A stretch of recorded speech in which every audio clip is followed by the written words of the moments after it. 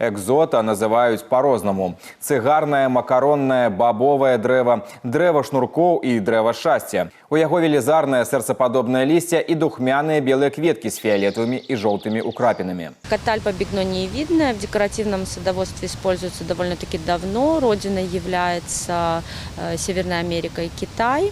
В Беларуси используются тоже уже. В парковой коллекции есть как штамбовые деревья, представляют собой ровные стволы, шаровидную крону, но штамбовые деревья не цветущие. А также есть видовые деревья, их можно увидеть в пейзажной части парка, и они в июне-июле цветут. Порядка 12 деревьев в парке.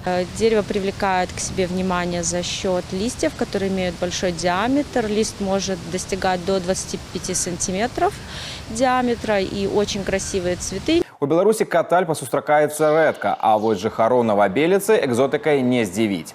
Катальпа ўжо не першы год упрыгожвае ландшафт уздоўж трасы. У паўднёвым рэгіёне Гомеля атрымаў прапіску і яшчэ адзін экзатычны пастаялец.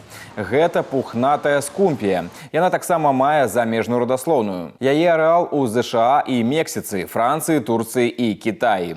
З лісця хмызнякоў, дарэчы, атрымліваюць фарбавальнікі для скураной вытворчасці.